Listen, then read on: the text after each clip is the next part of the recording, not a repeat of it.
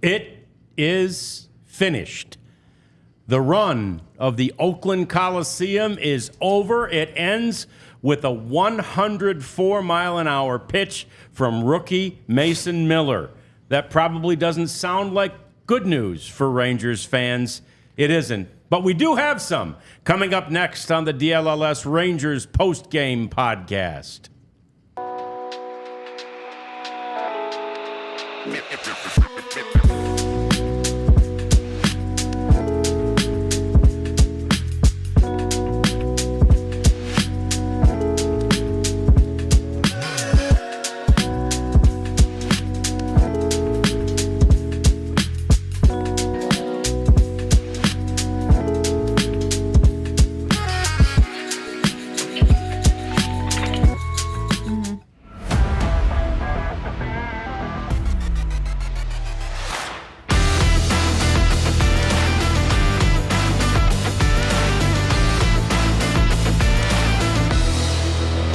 Somehow that line, so long, farewell, seems more final to us, to me.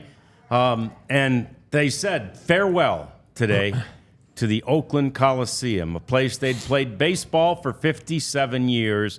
They started playing football there 59 years ago.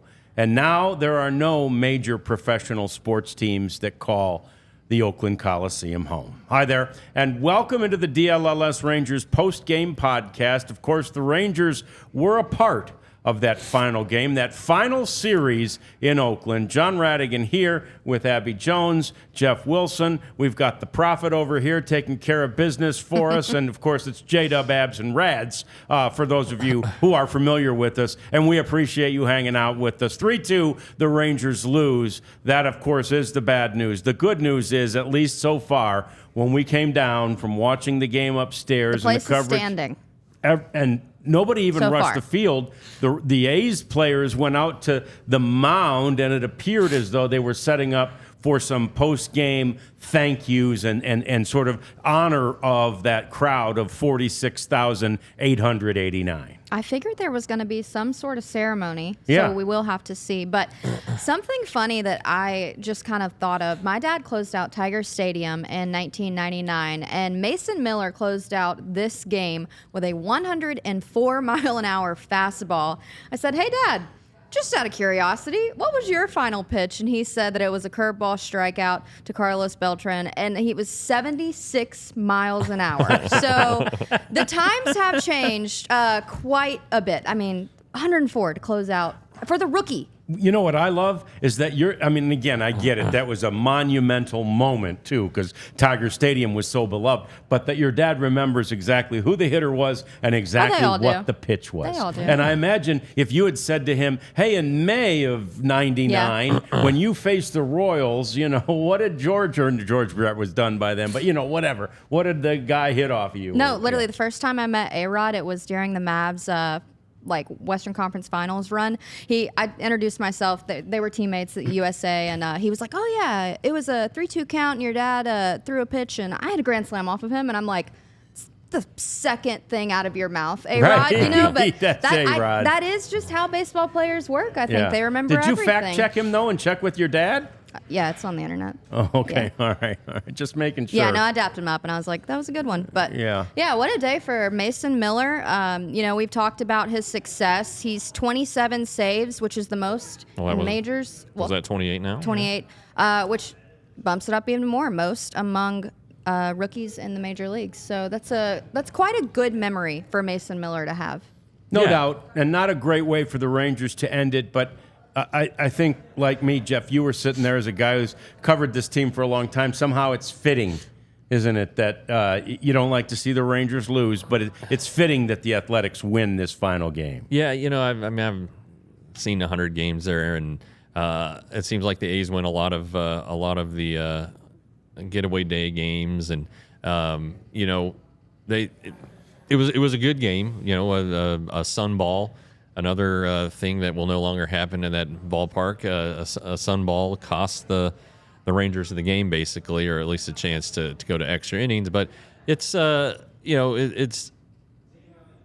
if you want to have a feel-good story and the best-case outcome for the fans and to keep people from going crazy on the field or anything like that, then an A's win is probably what MLB even wanted, for just the sanctity of player safety and getting the teams out, because they do have another series remaining this weekend, and they both have to travel and go catch a flight and all that stuff. But happy fans.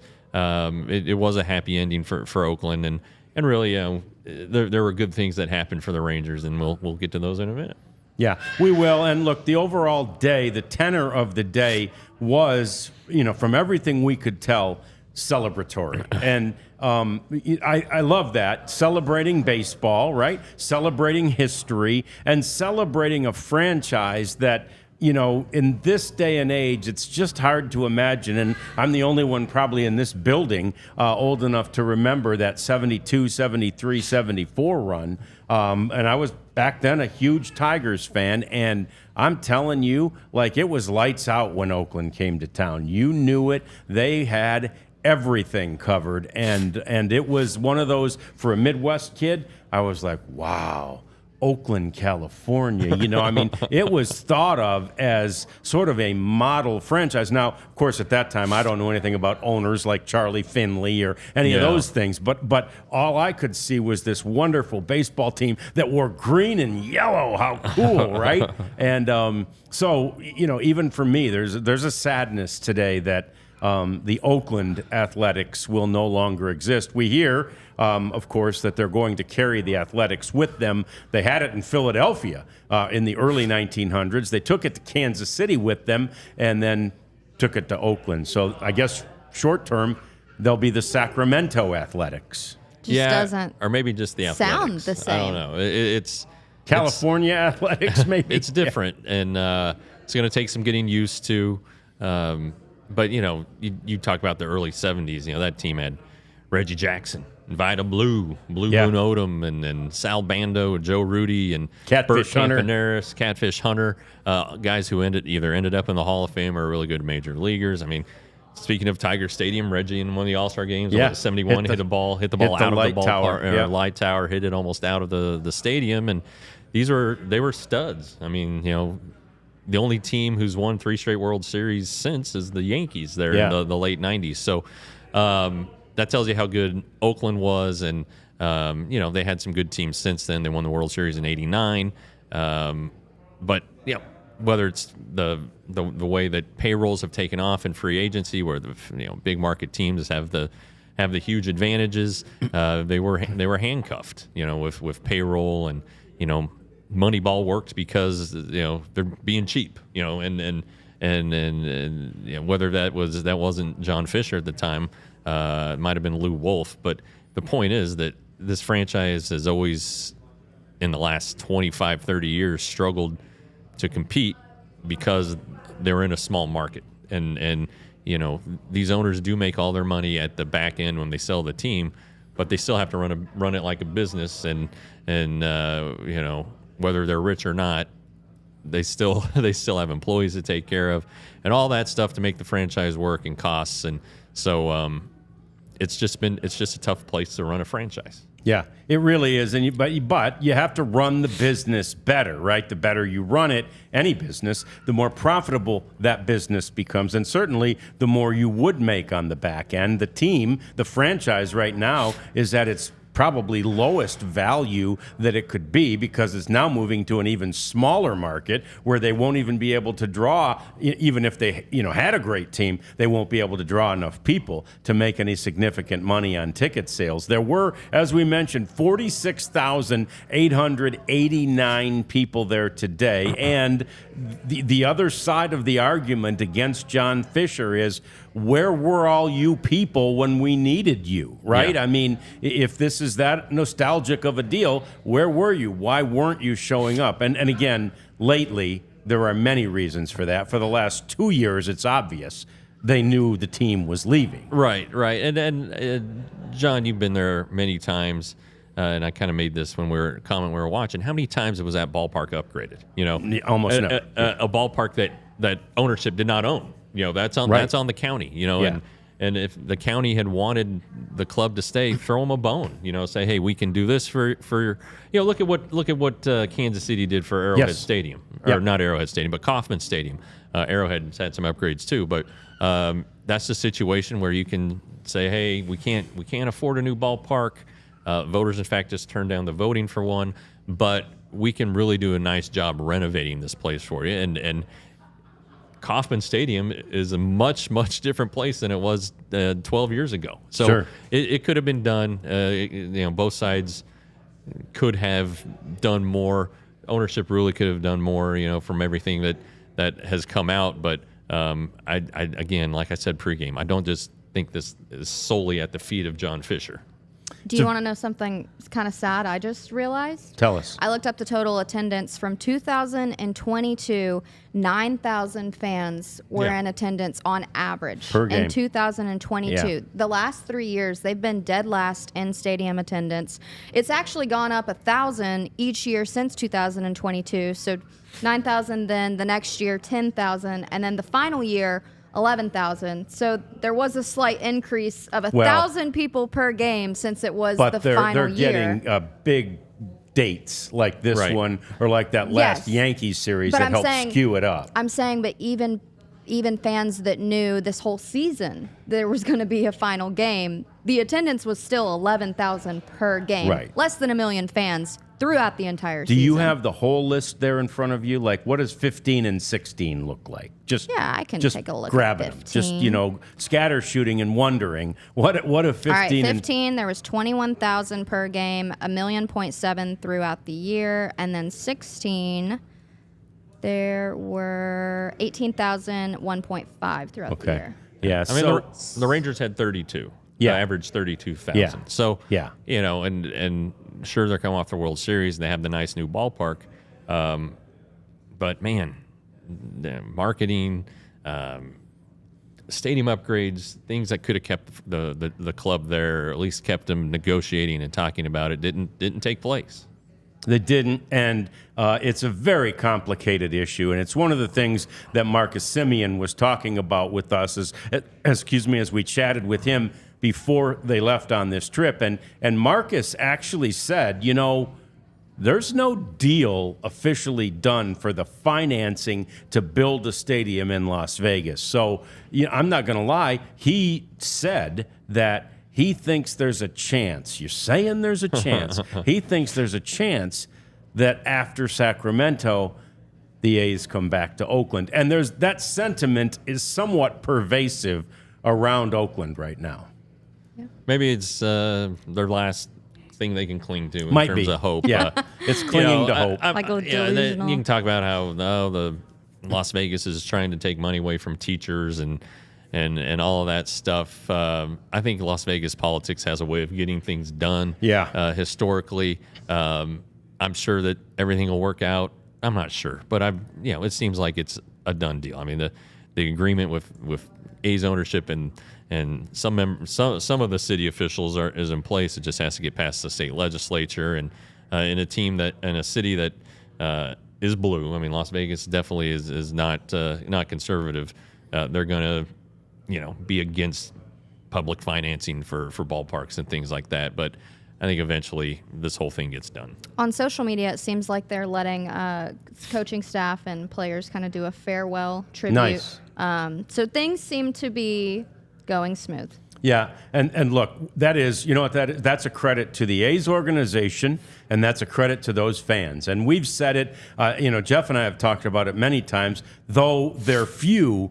The fans that are there are very good fans. They're into baseball. They can be a little annoying with their drums and their various activities, but that said, they're very good fans. They're fairly loyal fans. Again, it's just that the fan base, that sort of avid fan base, has just traditionally been too small. Yeah. Going back to the numbers you pointed out. Sounds like 30,000 too small. Well, yeah, it could be. Yeah, it could be for a ballpark like that. But the reality is they needed more. And then, of course, in this day and age in ownership, you need all the new revenue streams. People say to me all the time, why didn't they just put a roof on Globe Life Park or, what was the ballpark in Arlington? man, it was more than just air conditioning, right? It was about new avenues, new streams of revenue. And the Rangers have so many more of those in Globe Life Field. And I don't begrudge the owners that, and I never will, because I love that 72 degrees every damn day in that place. I bring a sweatshirt even throughout the summer. Did you? But Yeah. my dad tells me every day, he's like, you have no idea how lucky you are that you're in an air-conditioned Yeah. park. Yeah. That Yeah. stadium was miserable. And you Yeah. play every game on time. Yeah. So fans can go. They don't Yep. have to have any doubt. They can go and know that the game's going to be played. Yeah. And that's big. Speaking of games not played on time, we're going to come back a little later in the show and talk about two important games that have been rained out, postponed until Monday. We'll talk about that also coming up. How about we get to this game? We haven't really talked about it much, and the performance of Kumar Rocker. That is coming up too. But first, would you please do yourself a favor and get yourself some Rowback gear? This Rowback? stuff is fantastic. I love her little, every one of them. You know, game time. Game time? Rowback. Yeah, Rowback is great. And it's the best, gear for outside and for physical activities and for golf and for hiking. They have it all. And it's all fantastic looking. It's all well designed. You know how a lot of golf shirts, the collars just start going wonky on you? Not Rowback. They've got this technology that keeps those collars nice and sturdy, and they keep them looking very good for you. So, and the wicking, I've talked about that before, pulling the sweat away. It's fantastic. Great colors, great designs, great size, great materials, great fit. Great deals. Great deals. And there's a team gear available for your favorite team. You want to avail yourself to Rowback. And if you do and use the code DLLS20, you get 20% off your first order. It's worth it. It's great. It's Rowback. That was perfect. And then, if you're going to look good, you want your floors to look good. Yes. It just doesn't make sense to have nice clothes in a dirt floor. So Empire Today is the place for you to get your carpeting or your hardwood floors. You get shop at home convenience, the right product for your needs, quick and professional installation, and a low price guarantee, which I always like. Empire Today is, if you've been around the area, it's the best place to get new flooring. Now, there are copycats out there, which people trying to undercut what Empire does. But if you want the best, you got to be the best. And you want Empire Today. A lot of virtual floor designer to make it easier for you. Shopping at a big box store can be tough, but not at Empire. They pride themselves on convenient shop at home service. They service their own warranties. So if something gets messed up, they're fixing it. So here's your deal. Schedule a free in-home estimate today. All listeners can receive a $350 off discount when they use the promo code DLLS. Restrictions apply. See EmpireToday.com/DLLS for details. Empire Today? Doesn't hit the same. No. I actually asked Tim Cato, our resident Empire Today lover, to sing for me. It wasn't him, actually. It was Bobby. Bobby's the singer Bobby's here? among us. 588-2300 Bobby could haul Empire. off and sing on you, Today. but that'll be for another show. Jeff just did it. You missed it. Anyway, Kumar did I Rocker. miss it? Kumar Rocker, ladies and gentlemen. Damn it. Yes, Kumar pitched a longer time than he has pitched in any game, 4 2/3 innings. And, on the television broadcast, Mike Bassick, a former pitcher himself, said solid. And I think that's maybe even an understatement. It might have been a tick better than solid. Well, it just kind of comparing it to the last start, he was in the strike zone more. Yes, he gave up more hits, which what happened when you're in the strike zone. He didn't walk anybody after walking 4 in the last start. He only struck out 2, but you know what? He was being democratic, spreading the outs around, and there was one out that didn't get made that ultimately led to a third earned run against him. I dispute that. It was a sun ball, yes, but the ball hit Wyatt Langford's glove. Should have been an out, or should have been ruled an error because it should have been an out. The go-ahead winning run, as it turns out, scores. So, but a good outing. He almost got through 5 innings. He would have had Wyatt made that play. But I think he can go into the offseason feeling pretty good about this one. I did notice the velocity dipped as the game went a little bit longer. That's fine.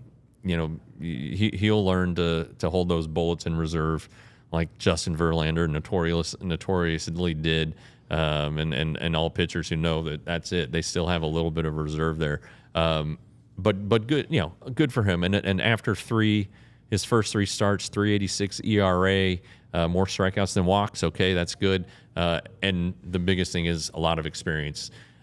3, like we talked about in the pregame, 3 kind of knee knockers. A major league debut on the road, the home debut, and then this one in front of 46,889, whatever it was, fans who were excited into the game, maybe a little bloodthirsty. Couldn't hear what they were saying, but I'm sure it was another one for him that when April rolls around, and if he's in the rotation, then he'll be able to handle that one a little bit better than these. Yeah, I think so too, because, we mentioned this in his last game. I mean, he was even more controlled, it seemed like, in his third start. He finished with 73 total pitches. And, it seemed, I didn't really get to do a pitch by inning breakdown, but it did seem overall more controlled. He wasn't as jumpy as I kind of expected him to be a little jumpy, for maybe this one to be quote unquote the worst outing that he would have, just with the stress of the situation, the volume. I mean, we heard it through the TV. I can't even imagine how loud it was when you were in that moment. But I'm impressed with how he controlled himself today. 2 strikeouts, 1 on the fastball, 1 on the slider. He had a few well hit, 9 total, 10 total chase pitches as well, and 5 swings and misses. So, I think everything is going to be the sum total of his 2024 couple of starts, and these are a few good things that he can take into spring training, no doubt. Well, and to your point, especially where he maintained that composure, I thought very well, was in that 3rd inning when he had the bases loaded, right? And if you're watching him and if you're reading body language on the mound and you're watching for, labored breathing or anything, there's none of that. None of it. And you might see that from any young pitcher in his 3rd start in a game like this, in an atmosphere like that. And he was just as calm as he could be. And he only allowed 2 of those runs. And as Jeff mentioned, he only allowed 2 of them to score. And as Jeff mentioned, one of them should have been an out. I mean, Wyatt Langford should have caught that ball. So, it's a pretty decent example of what this guy is prepared to do and prepared to be on the mound, which I think is, if nothing else, poised. Yeah, if this is his benchmark, I'm impressed. Yeah. Definitely. I'm impressed. Yeah, and there was a Jonathan Ornelas throw that did not go for an error. I guess the last home game, everybody's getting hits if you're the A's official score.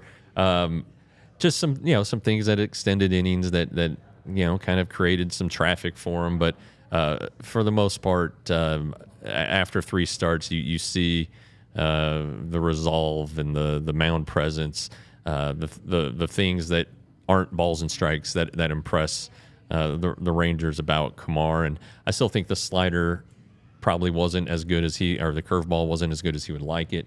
But it's a pitch that ultimately is going to get a lot of swing and miss, especially if his fastball is spot on. That pitch is going to be really hard to hit.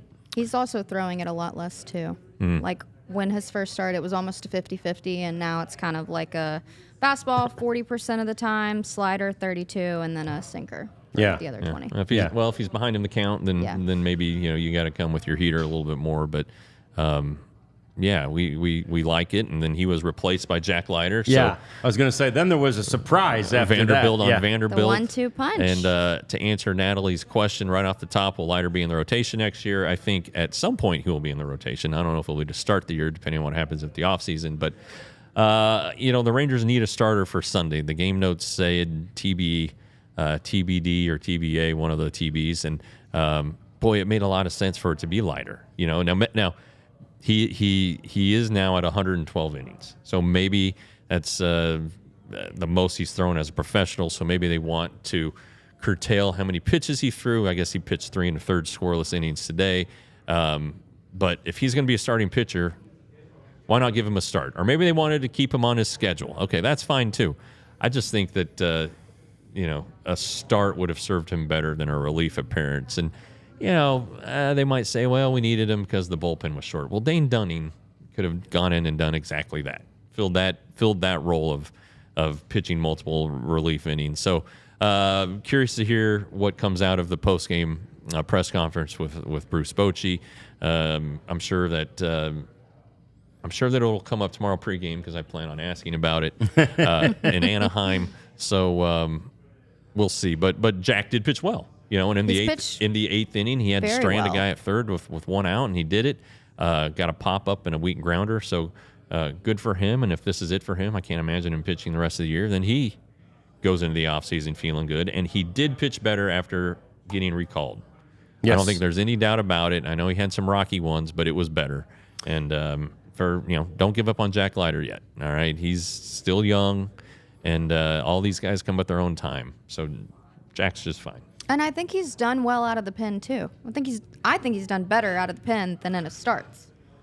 Yeah, it's possible. But I thought his starts since he's been up here. Now, granted, one of them was against the White Sox. Hey. But they're still a major league team. The Red Hot White Sox. Yeah, how about that? Yeah, we'll get to that later too. So I don't know, but he hasn't been at all bad out of the pen, and he worked out of a couple jams today too, which I also like to see. Right? It's nice for a guy to have that pressure and that traffic, and then has to bear down. And I thought he showed ability. We'd see a little more heat coming out of him and out of the fastball when he really needed it, and all those things I think are positives for Jack Leiter as he goes forward. Look, the thing is, he wants to be a starter. Right. And he came here to be a starter. And Chris Young brought him here and wooed the family in many ways, Al included, to say, we're going to bring him in here and we're going to develop him as a starter. Now, if he completely spits the bit, which he hasn't, he may not have that opportunity. But I think that's the direction that he's headed. Yeah, it's too early to give up on him as a starting pitcher. I agree. Yeah. It's way too early. And the Rangers know that.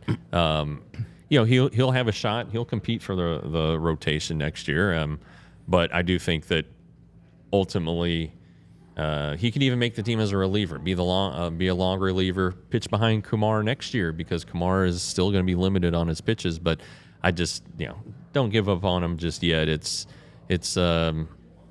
very premature and short-sighted for fans to say that or want that to happen. And just because he's in the pen now, doesn't mean that that's what he's going to be for his career. No, right. This was designed. Yeah, and this is the way to get him innings designed with 6 starters in the rotation. DeGrom and Scherzer. Exactly. And, Jack took that and he says, this is a really, really good opportunity for me. I know exactly what is being asked of me at this position, and it's going to help me become a starter and become the starter that I want to be because it helped my dad. I mean, early in his career, he started in the pen too. So it's like, I think that Jack, to me, seems more calm, and I definitely think you can just almost breathe when you're watching Jack come out of the pen. Yeah. I think when you watch him start, at least me, I'm like, okay, he usually is. Do good. He does. He's a little nervous in that first inning that he pitches in his start. Maybe the quality and the numbers itself aren't too different. I do think that the demeanor is different. Well, okay, so first start was the White Sox. I think he gave up 3 and 4+. Next one was the Yankees. He ended up giving up 5, but pitched much better than that. Yep. Then he pitched in relief at Seattle, which was good. In relief against the Mariners at home last week, which was not good, and then today. So, 4 of his last 5 outings were pretty good. Yeah, which is great. That's progress, and the reality is that one of the reasons I think he has that feeling that you're describing is the transparency within this organization, right? Chris Young, for sure. In his role, having been where they are, he knows, and he's so great about telling them, here's what we're going to do with you, Yeah. And we know for a fact he had told Travis Jankowski, actually at a very inopportune time, that they were going to have to let him go, right? After the robbery. Yeah, right after that great catch in Chicago, as a matter of fact. And then he calls him in after that. He's like, oh no, the Grim Reaper. And then ultimately he makes it and stays with the team. But he does those things because it's the right thing. thing to do with regard to a player so that the player knows where they stand. So many managers back in the day, and football coaches still do this to this day, they're stoic and they're the silent type, and they don't give you very many answers, and they play psychological games with you. That's not the way Chris Young leads this organization. Or some players find out on Twitter. Right, which is the too. worst. Yeah. The worst. Yeah. Yeah, that's exactly right. So I think that's one of the reasons. I think Jack knows exactly what the plan, short term and long term, And I is do for think him. when you know it's like a bump in the road, you look at it differently. Sure. You know, like because you know this isn't forever, you try to seize the day a little bit more. And I think that he has just a very different approach. I like this situation for Jack Leiter in 2024. Completely different answer for 2025, but we'll see when we get there. Yeah, talk to us then. Yeah. We'll be talking to you then. There's no doubt about that. And we'll be talking about Rangers all off-season long. We look forward to that. The off-season isn't here quite yet, though. There's one more series. It is in Southern California where the Angels are up against it. We're going to talk about their plight coming up and also get to our batting cleanup and clean up some of the messes that are being made around Major League Baseball right now. But first, Abs, how about some sunglasses? Shady Rays. You know who needed some Shady Rays today? Oh, man. Me. No. Oh. Langford. Wyatt Langford. Yeah. Bunch of those players, actually. He was yeah. wearing some, but they were not Shady Rays. I'll tell you one thing, Right. because if they were, he would have caught that ball. No, Shady Rays is our friends with great quality sunglasses. Great price. They are incredibly made. They're durable. They're cool. We have a few pairs coming in. I'm very excited to get mine. I got the like the Bryce Harper, very fashion forward wow. baseball. All right. Kind of look. So I'm going to be wearing those soon. But Shady Rays, I mean, they have so many variations. You can even get your team's color. These things will not break. They also have a clause, or help me with the word, Rads. They have a Process. no, Guaranteed. the guaranteed. Thank you. Yes, they have a money back guaranteed if you don't like what you got, but pretty sure you're going to like it. So go to shadyrays.com and use the code DLLS for 35% off. 35? They give you 35. Yeah. Other places just give you 20, That's a and big they didn't want to do that. discount. Shady Rays, sharing is caring. Get a pair for you and get a pair for your friend because they're pretty affordable. Yeah, they're great. Shady Rays are great. Sorry I didn't help you much, It's but okay. I need you to help me here because we're going to talk about Game what? time? Game time. There you go. Yes, we are. Game time. There you go. Trying to do it like Abs. Yeah, so this is a great app. So easy. Download it, and you will be happy. What's coming up? Oh, the Major League Baseball playoffs. And you're a fan of this team or that team. You know, Abby was saying already that if the Tigers make it to the World Series, she and her family are going to go. Her booking a dad flight. pitched there forever, right? Well, for that, and of course her dad played for the Tigers, so they may Let's not. say he gets the car. No, he'll save his tickets for him. I will get on game You'll time. need game time. You'll need game time because you're going to want to get those tickets. You want to get them for the best price, and you want to get that guarantee that they offer as well, right? They'll give you 110% if you find tickets that are cheaper than you can find on Game Time. So you want to go to Game Time and use the code DLLS, and you get, what is that one again? 20% off. 20. 20. 20% off. $20. Your first $20. $20 off your first. I need prescription Shady Rays, and you get $20 off your first Game Time purchase. So we want you to do that. Thank you. We love you. Yeah, I was saying I needed Shady Rays this morning because when I was taking my daughter to school, you're kind of at the time of the year now where the sun is lower in the sky and coming up later.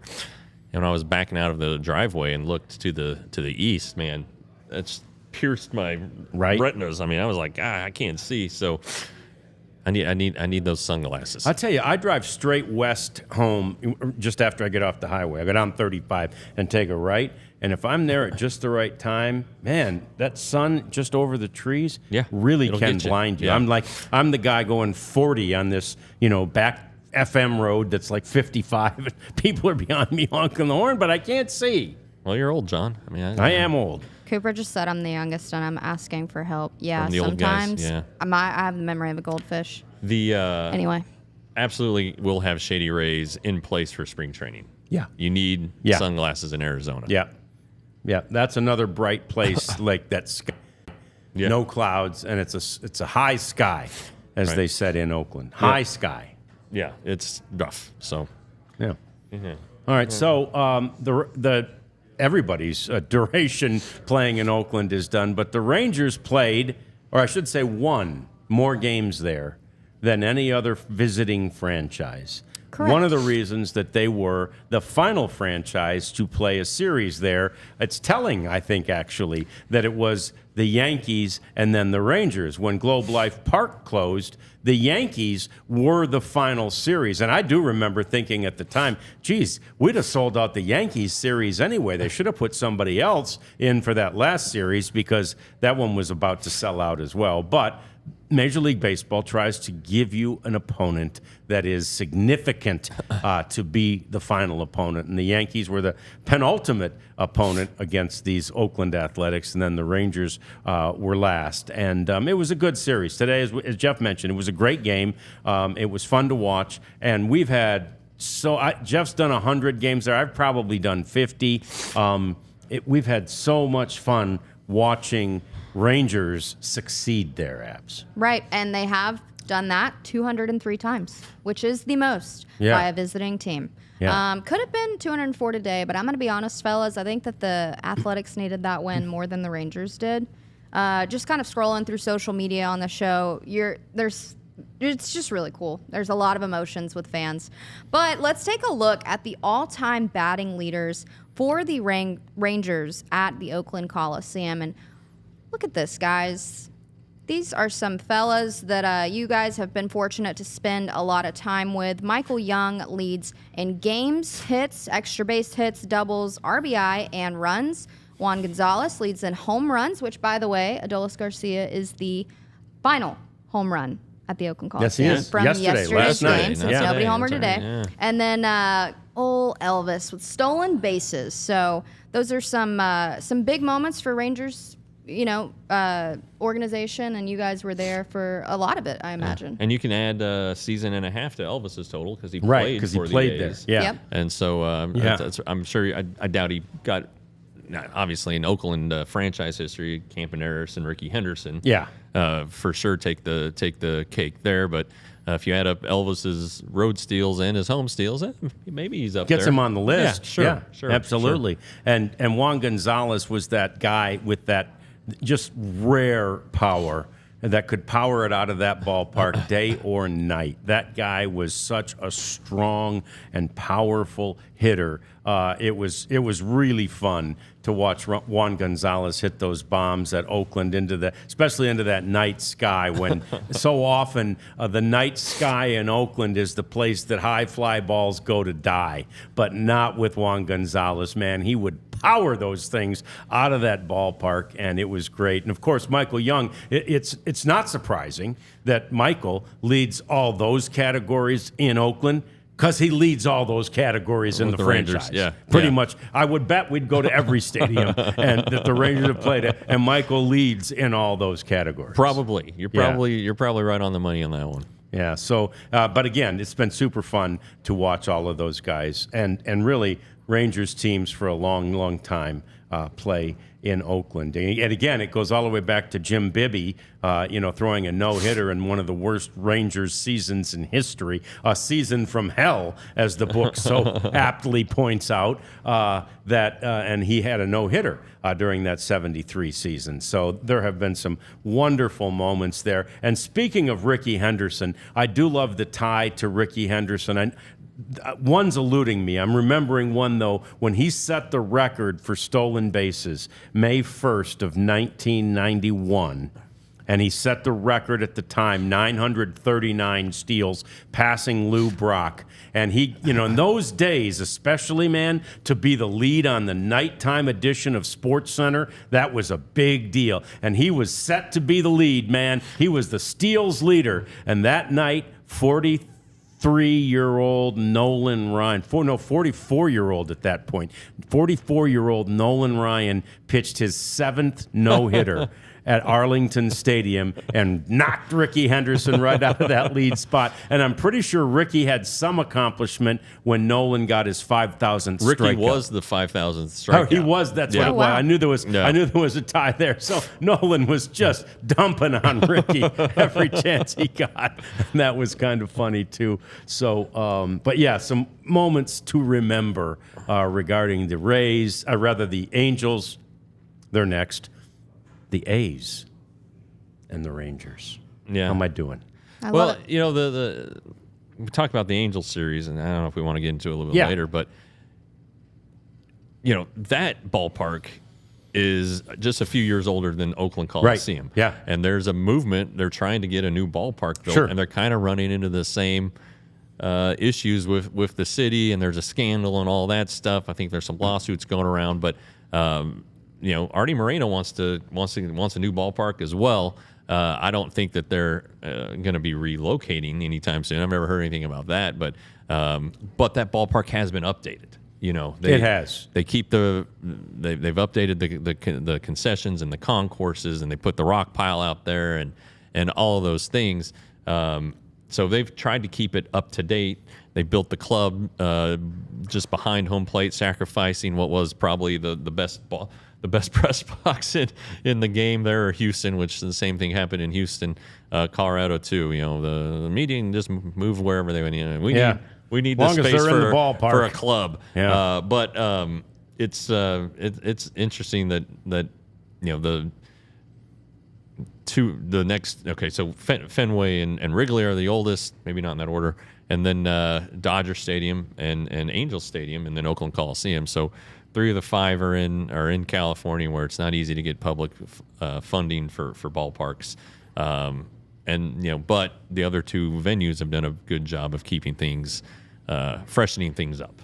Yeah, and to your point, when we talk about revenue streams, that club was a revenue stream. The other thing that they did there, and I don't even understand how they did it, but they were the first ones I know of in Major League Baseball that had those dugout suites. And you know, if you watch and you see Scott Boras on that camera right behind home, Right. you know, the shot from center field that shows the batter, and Scott Boras is in that suite, and that is, you know, they have suites all the way around just behind home plate, like they have at Globe Life Field and like they have at so many places now, but they retrofit dugout suites into that old stadium. That the thing is, if you walk around that place, man, it is all concrete. Everywhere you concrete. It's just concrete. You can't get a cell signal from the middle of that place if your life That's depends ideal. upon it. That's ideal. Yeah, right? That is good. That's not bad. So anyway, they did. They did update it. They renovated it. It is not a bad place to go for media or for other players. Their clubhouses have been renovated beautifully. And so, yeah, they put a lot of money into it. But I don't blame them for wanting a new one. It was built and opened in '61. Yeah, it's very old, and it doesn't show the age that the Oakland Coliseum does. And No. so you know, there's a little give. You know, hey, let's update the park. Let's try and make it a revenue stream. You know, Right. and get fans in there, and fans who want to come in out of town. Maybe they're tired of Disneyland and want to slip over and watch an Angels game. You know, these. First of all, these construction projects are public works deals. They create jobs. They keep tax revenue in the town. I mean, Arlington has been a very good steward and recognizes that the Rangers make them money and the Cowboys make them money. And you know, I think the Cowboys quickly paid back their loan from the city. And then look at the other events that come in. The NCAA championship game, the Cotton Bowl plays, all those different things. So it's anyway. Hundreds of millions of dollars in revenue. And to your point, the ballpark in Arlington paid back its loan or its, you know, whatever from the city. It paid back its debt to the city about 7 years early. And I know that, you know, AT&T Stadium did the same. You can expect that Globe Life Field will do the same thing too. So, you know, it's a win-win, no doubt about that for the city of Arlington. And look, there's plenty of us who wish all of them were in downtown Dallas. There's nothing like a downtown ballpark, but they're not. Yep. And so we appreciate actually that the fact that they're in Arlington. I love the fact that you're out there and it's easy to get to and from either side of the Metroplex. There's a lot to like about where our stadia are where they live. So we've got more coming up. We're going to get to our batting cleanup as we clean up these messes in Major League Baseball. But first, Abs, we'd like our friends to become our best friends. Yeah. Aw, that was cute. We've got a good little team Little thing going, don't we? There Yeah. we go. All right, upgrade your fandom today. Why? Because Jeff has started putting things behind the paywall. And Jeff had, the most viewed paywall piece? That's right. So we have the greatest writer ever to my right. And it's going to be seriously fun, though, because we are going to have so many events. And when you become a diehard, you can get 20% off of the events. You also get a free T-shirt when signing up. You get access to our premium level content. Like I said, you get 20% off of merchandise. You get a diehard member card, which is pretty nifty. You just want to flash that out and be a little special. And then there's a Discord lounge that you guys can communicate with each other, so you guys can be best friends with each other. So we're going to have events coming soon, such as hopefully spring training. It's not set in stone, but it is #1 on our Christmas list. So become a diehard today at alldlls.com. And since you're going to be a diehard, you want to look the part. You're going to get a free shirt with your membership every year. And why stop at one? I've got 3 coming from store.allcitynetwork.com. It's the home for our merch. Every team we cover has shirts. Even SMU, who we don't cover yet, but plan to soon, has a shirt if you want to do that. University of Texas, that's in the works too, has a shirt. But it's not just shirts, it's sweatshirts. Pre-order still going on. I believe shipments started out this week, so I'm excited about that. I'm looking forward to repping the stuff here for you guys to see. And then we hope that you guys will wear it to our events that Abby was just talking about, or just wear it out on the street so we can see you, stop you, take a picture with you, do a secret handshake, whatever it takes. So go to store.allcitynetwork.com. All of the things. We might need to invent like one of those secret handshakes, like the players do. Yeah, right. Like, and I will say this: it amazes me, and you, as having been a cheerleader and stuff, may understand all the different moves better. But I see guys like go into the dugout after a home run. And they're so good at it. Like They're a so good Leote, at it. he has a handshake different with every handshake single for person. everybody. So he knows with this guy that it's this, that, The Mavericks, that. Right. I mean, I'm sure other basketball players are like that, but it seems like basketball is the best Sure, at it. yeah. And they're the quickest to make it up. One time Shamgod was like, hey, let's make up a handshake. And I was like, okay. And I'm like, sprinkler? I don't know. Yeah. And he came up with this 7-minute thing. And I was like, yeah, I'll never do that. I don't know if I'll remember that. Yeah, that'd be my thing. But you know who I bet has a handshake? The Detroit Tigers. They have to. Because the They won again. Tigers are hot. They have swept.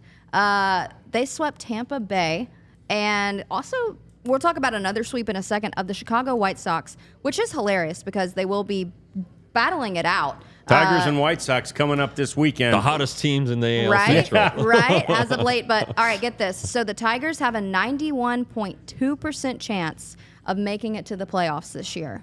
As far as the American League, and then the Royals, then the Twins. National League, it's the Mets, 77, Braves, 62, Diamondbacks, 60. But the Mariners are officially out of it today. So clap for the AL West. So celebrate if you are if you were one to do that. So inclined. That, yeah. That's right. Yeah. Yeah, and the Tigers keep winning, and you know what? So do the White Sox. And so do the Royals, interestingly. The Royals got another victory today. The Tigers can't gain, and they need a game over the Royals in order to secure the because they don't have the tiebreaker with Kansas City. But, whichever. As long as it's the Tigers and the Royals in there for my money at this point, I don't care which order. And you know who keeps losing? The Angels. The Angels, 96. Yeah. It's a franchise record. 96 losses. 96 losses. Poor That's Washington. terrible. And the thing is, if they don't take 2 out of 3 from the Rangers this weekend, they will have the most losses at home in Major League history. Right now it's 59. and they will have 60 unless they win 2 more games. Gosh, So, it's that's tough for Wash. I'm starting to worry about his status for next year, especially after getting swept by the White Sox.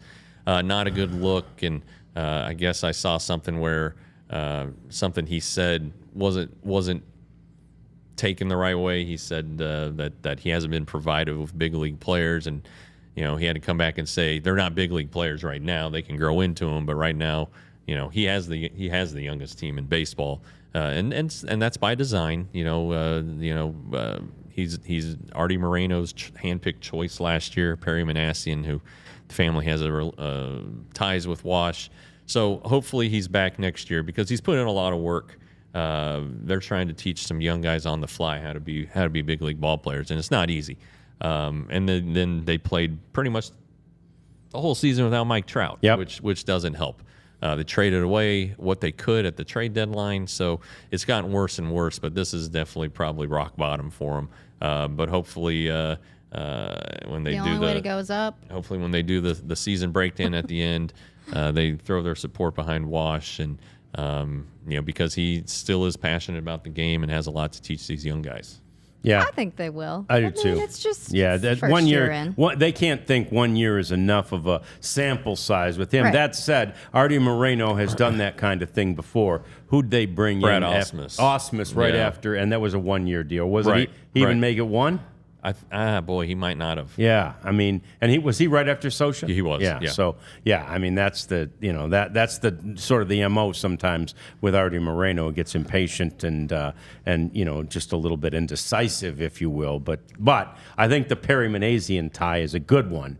Because again, the Manassian family, of course, Zach Perry's dad was the traveling coordinator for the Rangers for years and years and years. Clubhouse guy, yeah. Clubhouse guy, yeah. Well, another game to keep your eye on will be the Yankees and the Orioles tonight, because for the 3rd straight day, the Yankees can clinch the AL East and get the first round bye with a victory over the Royals. It's going to be a pretty good pitching matchup tonight for the Yankees. They've got Garrett Cole on the mound and then Corbin Burns. Oh, So yeah, that is that'll a good be a pretty good matchup. matchup. Yeah. And Baltimore can assure themselves no worse than the number 4 seed if they do win in the Bronx tonight. So the Yankees number is 1, and they will host the Pittsburgh Pirates this weekend. The Tigers number is 2.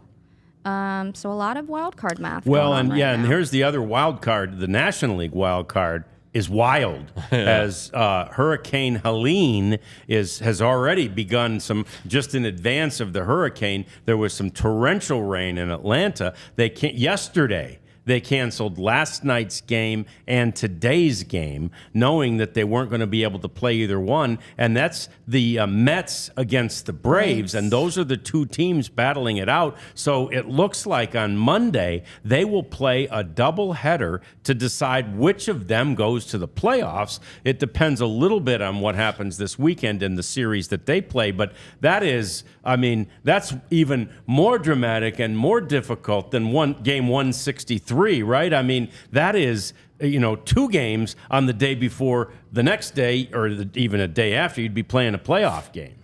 The Diamondbacks, if they can play hand in it too. If they are if they get eliminated from postseason contention, then there's talk that maybe those Braves Mets games may not be played. You know, and keeping a schedule is the big thing here, and with the postseason, because there's a lot of money involved, and you want to get it done and not within the TV window. That this is money that is straight to the owners pretty much. Yep. And so they want to keep everything on schedule and keep everybody happy. So it's a potential scheduling nightmare to maybe a team will have to go across country, play a doubleheader and then ship across country and play. I mean, it's a not potential easy disaster coming up. Yeah. No, nothing easy about it. That surely is chaos. So, that's one of the things happening in Major League Baseball right now. And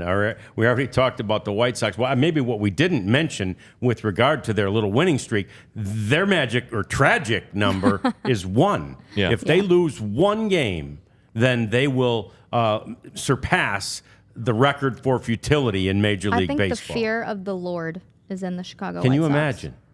We were talking during the game. I'd be mad if I was a fan. I'd be like, well, where was all this when earlier in the season, all of a sudden you can reel off 6 straight wins? There were months they didn't win 6 games. So I was scrolling on Twitter, and a fan proposed to another fan, like during the night that the White Sox were on pace to become, like the worst team ever. Is that like a sign from God? Yeah. I'm so curious to know if she said yes or no, because I would take that as a sign from the Lord himself. Like, let's rethink. Yeah, we might not want to redo it. But they didn't lose. That's what I'm saying. Yeah. Like, the odds were not in their favor to win that game. Yeah. So what would you do, Abby, if your future beau proposed at a game? Well, first we got to get there. Well, I'm just saying. My wife told me that if I had done that, she would have said... Hypothetically, I'd probably say no, thank you. She would have said no. Yeah. My wife would have been outraged. And there's other places, Yeah, Did you even consider it? Shit, no. Pardon me. I did not consider that. I did propose to her, however, during a game that was on television. It's probably the worst proposal in the history of marriage proposals, but there was a game playing in the background when I proposed. Yeah. Romantic. Yeah. I was real romantic. And how many years later now? What is it? 15 years? 16. That's all you 16. need, We're at folks. 16. 16 All this you year. need to be happy. Yeah. It's fantastic. So, fun weekend in baseball coming up, no doubt about it, with lots of things to keep your eye on. And, of course, then the playoffs begin, and that's when things really, really get fun. Look, we've already got a situation where we play baseball into November, and so that's the point that Jeff's making about these schedules. You have to have, the time just to Competitive everything baseball? has to click, Competitive baseball. Yeah. And that's the thing. We've got at least one more month. I mean, it's almost like, the hypothetical situation of like Scooble was technically supposed to pitch on the last day. Yep. And what was the other? Oh, Garrett Crochet. Yeah, they've moved him back to start. The White Sox intentionally pushed him back to start this game. The Tigers. To face the Tigers, kind of, Honor upholding the the integrity race. of the pennant race. Every team has to try. You don't want to adversely affect the outcome of who makes the playoffs and not. So the White Sox are throwing their best guy at the Tigers, and I think it's great. I do too. It's a good thing. I didn't think of it this way, but that might be another nail in Wash's coffin. The White Sox thought they could beat the Angels without Crochet. Dadgummit. That's true. Good gosh. That's true. Hey, That's guys, bad. a fun fact. The Rangers have played in 6 ballpark finales. Oh, Did you know that? does that include their own? Yes. Okay. All right, And- so theirs and Oakland. Oh, I mean, we got a long list. Not. So 3 of theirs. All Yeah. 3 of them. There I are see. 3. All 3 of theirs. I see. Okay. Yeah. So then Oakland. Or 2 of theirs and Oakland, right? Just Well, yeah, they're only Arlington close to Stadium and ballparks. Minnesota, Kansas they were City. the last Minnesota. Oh, they were the last game in I do Minnesota. not remember that. Well, 'cause it I was would've in been there. 1961. Oh, that Oh, one. okay. Oh, geez, that wasn't even the Minnesota, Met. Kansas That City, was Kansas City, Seattle. Well, yeah. The last Oh, of so the Kingdom. Kansas City must have been the Kansas City Athletic. No, because we didn't have a team When was then. that? That was Kansas City? 67. And the Rangers didn't have Well, a team then yet. they were the Senators. We'll Maybe take a it look was at this list Oh, afterwards. the Senators. But anyway, the Rangers So were the in Senators 6 must have. And of course, ballpark we mentioned it briefly finales. earlier, but the Senators' final game had to be forfeited. Of course, the traditional forfeit score is 9-0, and the Senators actually had the lead in that game against the New York Yankees on the last game at RFK. And the crowd came onto the field early, and they wouldn't leave. And despite the pleading of the PA announcer and the teams and all that, they wouldn't leave. So the Senators had to forfeit that game. Yankees win by an official score. It's just the way you do it in a forfeit, 9-0. Yeah, all right. Yeah. So, there have been a lot of those sort of last game scenarios for these teams. And I'm really glad for the people of Oakland I am and really too. glad for the A's organization that there hasn't been anything, to mar, at least not the in-stadium portion. Now, who knows what's going to happen outside in downtown Oakland or wherever. I hope nothing, but at least the part in the stadium, there was decorum and there was peace. There was. Yeah. And one good thing possibly from today, if the Rangers had to sacrifice a win for the Cowboys, maybe they did. Maybe they did. Because they're playing the Giants. I gotta think the Cowboys can beat the Giants, but we know this, and we don't want to morph into a Cowboys show, but we know this. Oh, there's one coming up. Yeah, there is. There'll be one right here in just a few minutes. But the Giants can run the football, and if the first couple of games are any indication, the Cowboys can't stop the run. So One of my sleeper picks for tonight, I took the what's his name, Singletary to rush for more than 61 yards. Yeah. I just feel like because the Cowboys can't stop the run. Probably So a given. We'll see what happens. Yeah. All right. So that's going to Godspeed. do it for us. Man, we appreciate you hanging out with us. It was fun for us to be a part, in a way, of a historic game. History made in Oakland, California today as the Rangers and the Athletics say goodbye to the Coliseum. Next year, it'll be Sacramento, and who knows, perhaps Las Vegas after that. But for now, the Oakland portion of Major League Baseball is over. And so for the Prophet and J-Dub and Abs, I'm Rads, and we appreciate you joining us. We will see you next time on the DLLS Rangers podcast. Stay classy. We all silly like the mayor.